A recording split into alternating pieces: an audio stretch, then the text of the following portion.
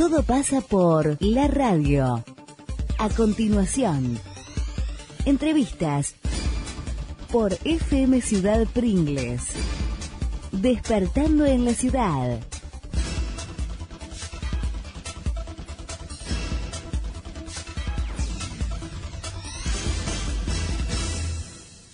Muy bien, hacíamos referencia a este ciclo del Círculo Francés, que en realidad es extensivo a muchas disciplinas, aprendiendo a título siguiente. En este caso, particularmente, el tema está referido a la presentación de Aprendiendo a escuchar guitarra, y está a cargo de integrantes de... son diferentes integrantes, quiero decir, el Club de la Guitarra es la institución, representado en este caso por Facundo Castro, Daniel Altave, Andrés Ugalde y Eduardo Pujol. Justamente nos visita Eduardo Pujol. ¿Cómo estás, Eduardo? Buen día. Hola, buenos días. ¿Cómo estás? Sí. Me sorprendiste con lo de Daniel Altave, que lo estábamos hablando recién fuera de micrófono. Bueno, sí, tenemos... O sea... yo lo conocía como hincha de Boca y bastante fanático. Y por los pastelitos que hacen. También, sí. Bueno, aparentemente las cosas las hace bien, porque también toca muy bien la guitarra. Bueno, esto surge un poco, si querés te hago un reconto más o menos de qué es cómo fue, digamos, cómo surgió este grupo. De casualidad me encuentro con Facundo Castro hace, calculo, 4 o 5 meses. En el hogar de ancianos estaba con un grupo de chicos dando una parte de musical de recreación para los abuelos. Y nos comentamos que nos gustaba la guitarra y todo. Y dice, ¿y por qué no hacemos un grupo para tocar y escucharnos entre nosotros?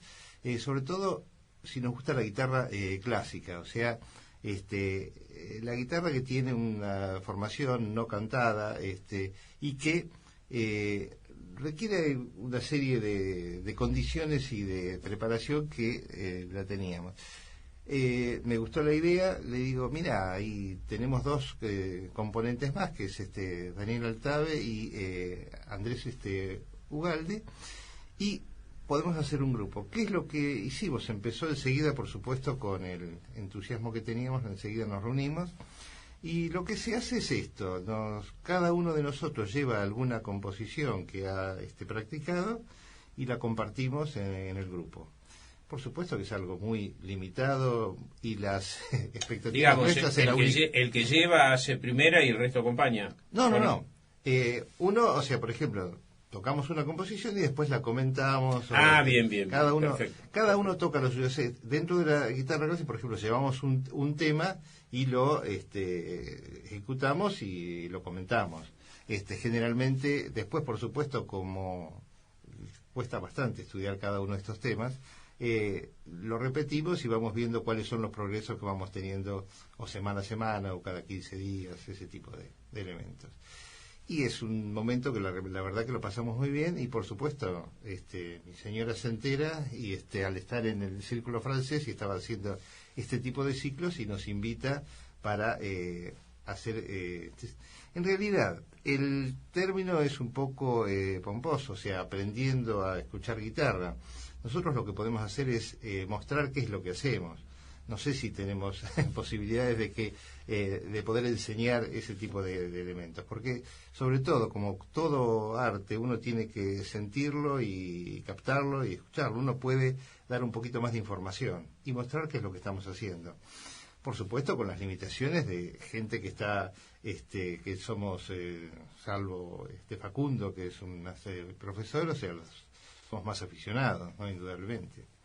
Bueno, pero yo decía hoy que es importante cuando la gente va a ver un espectáculo, en este caso de guitarra, tenga al menos algunas cuestiones elementales de conocimiento, ¿no es cierto? Sí. Una forma de introducción, de acercamiento, porque no es lo mismo, es decir, uno puede escuchar guitarra y no tener ninguna preparación, te gusta, no te gusta, punto, pero si podés acceder a alguna información, seguramente te va a completar muchísimo el concepto. Indudablemente, ¿no? Que lo que vamos a tratar de hacer, además, es dentro de los temas que vamos a ejecutar, tiene que ver con una secuencia que tiene que ver con las épocas. O sea, la primera composición es del 1600 y llegamos hasta composiciones contemporáneas. y uno puede ir evaluando y viendo, o sea, digamos, uno escuchar cuáles son las evoluciones que se van teniendo dentro de este tipo de composiciones. Cómo eran las composiciones al principio, cómo van evolucionando y cómo uno puede apreciar determinados elementos. Por ejemplo, cómo se van agregando toques, o sea, Facundo hace algunas composiciones un poco más modernas en las cuales se agrega hasta algo de percusión dentro de la misma guitarra, ¿no? ¿Cada uno de ustedes cultiva un género distinto? En general, más o menos tocamos de todo un poco, pero, por ejemplo, Daniel se inclina más a la parte folclórica, pero también tiene composiciones clásicas. O sea, yo hago un poco las dos cosas dentro de, por supuesto, o sea, esto lleva, como toda composición clásica, lleva su tiempo. Estudiar un tema en la guitarra lleva, en algunos casos, años, y a veces uno siempre le falta algún detalle como para que quede bien. Son composiciones. Yo lo que hago es algo se llama de Bizet, que es un autor del 1600, 1700, que son danzas de la época medieval. Y después Sor, que es un compositor español, que casi fue el que marca el inicio de la guitarra, podemos decir moderna, por la estructura que tiene y por la información que tiene. Y después algo de Fleury, que es un autor claro, argentino, murió en 1950 más o menos, fue muy amigo de Lorenzo Girola, y algo de Atahualpa Yupanqui. O sea que son 4 composiciones que tienen determinados elementos distintos. ¿Nada de flamenco? No, por lo menos, bueno, no lo tenemos, pero claro, por ejemplo, es tan rico en la guitarra flamenca, sí, y debe ser muy difícil. Sí, lo que pasa es que hay 2 elementos. O sea, está el flamenco, digamos, tradicional y el auténtico, podríamos decir, que casi uno podría decir que tiene que ser andaluz para poder tocarlo, ¿cierto?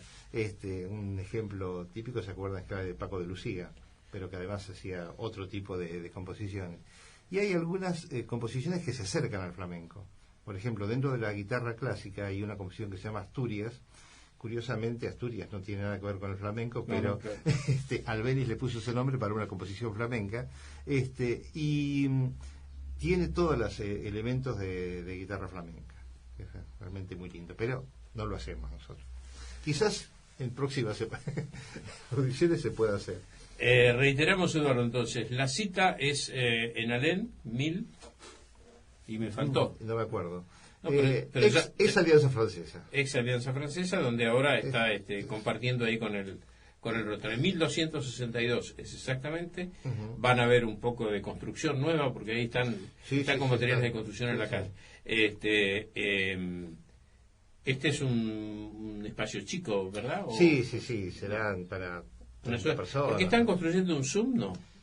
Por ahí Sí, me pareció que estaban construyendo. No, eso está en etapa de construcción, claro.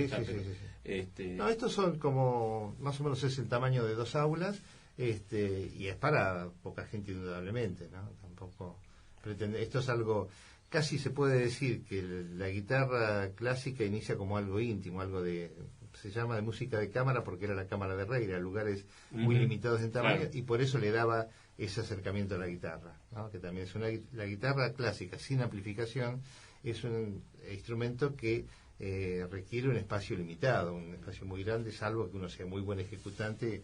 O sea, Andrés Segovia o Narciso Yepes tocaban en Teatro Colón o en teatros así amplios sin ningún tipo de amplificación. Eduardo, vos me comentabas una curiosidad, que siendo adolescente